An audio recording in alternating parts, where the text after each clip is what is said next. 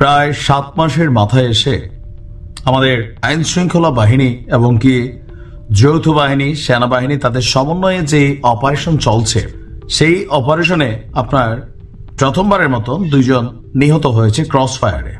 তো এই ব্যাপারে আমাদের সেনাবাহিনীর তরফ থেকে আইএসপিআর থেকে একটা বিবৃতি দেওয়া হয়েছে। ঘটনার প্রেক্ষাপট হচ্ছে গতকালকে রাতে মোহাম্মদপুরের বসিলায় হঠাৎ করে রাতে আচমকা গুলির শব্দ শুনেছে স্থানীয় এলাকাবাসী।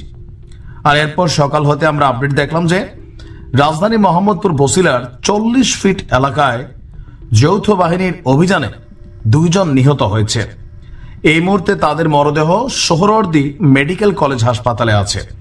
তো কারা নিহতদের মধ্যে একজন হচ্ছেন ভোলার চরফেশন উপজেলার নুরাবাদ গ্রামের। কারা কারা আছেন একটু জানাবেন, এলাকাটা চিনেন কিনা। ওই গ্রামের মোহাম্মদ শাহজাহান আলীর ছেলে মিরাজ হোসেন, যার বয়স হচ্ছে 25 বছর। তিনি মোহাম্মদপুর চাঁদ উদ্যান এলাকার 8 নম্বর রোডের সান্দাইর বাড়িতে ভাড়া থাক। অন্যজন শরীয়তপুরের গোসাইর হাটের দেশভুয়াই গ্রামের আব্দুস সাত্তারের ছেলে মোহাম্মদ জুম্মন, যার বয়স হচ্ছে 26। চাঁদ উদ্যান এলাকার 5 নম্বর রোডে হুজুরের বাড়ির ভাড়াটিয়া ছিল এই জুম্মন। আর এই ঘটনায় গ্রেপ্তার 5 জনের মধ্যে আলামিনের বাড়ি হচ্ছে বরিশালে, তার বাবার নাম রহিম।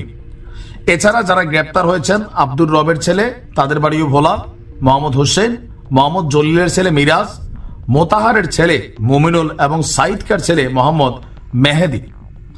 ডিউটি অফিসার বলছেন যে চাঁদ উদ্যানের লাউতলায় কিছু শীর্ষ সন্ত্রাসী বৈঠক করছে, এমন তথ্য ছিল যৌথ বাহিনীর কাছে।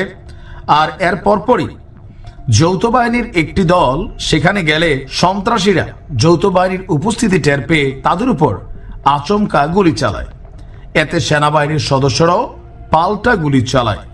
এভাবে 2 থেকে 3 মিনিট গোলাগুলি হয়। এক পর্যায়ে 5 জন সন্ত্রাসী চিৎকার করে আত্মসমর্পণ করে।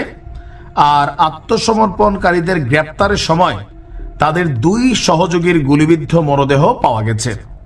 এছাড়া তাদের কাছ থেকে একটি রিভলভার, কিছু গুলি পাওয়া যায়। আটক 5 জনকে থানায় নেওয়া হয়েছে, তবে রাজনৈতিক কোনো পরিচয় আপাতত এ পর্যন্ত আসে নাই। আইন শৃঙ্খলা বাহিনীর ভাষায় তারা প্রত্যেকে ছিল সন্ত্রাসী। তবে এ নিয়ে মোটামুটি অনেকেই প্রশংসা করছেন, কেউ কেউ সমালোচনাও করছেন। মোহাম্মদপুরের বসিলায় এই সন্ত্রাসীদের বিভিন্ন রকম অপকর্মে দিনে দুপুরে প্রকাশ্যে ছিনতাই, কোপাকুপি, ব্যবসায়ীদের কাছে চাঁদাবাজি, নানান ধরনের সিন্ডিকেট গড়ে উঠেছিল। প্রত্যেকটা মানুষ বলছে যে একদম ভালো হয়েছে, 2-4টারে ফালাই দিছে, এলাকার মানুষ শান্তিতে থাকবে। আর সন্ত্রাসীদের কোনো রাজনৈতিক পরিচয় নাই, সে যেই দলেরই হোক। তা আমিও মনে করি সারা বাংলাদেশে এরকম অসংখ্য সন্ত্রাসী আছে, এদের কারণে এলাকাতে মানুষ শান্তি পায় না। এরকম আরো কিছু ফালাই দেখ, মানবাধিকার কর্মীরা কি বলবে, ডাজেন্ট ফ্যাক্ট।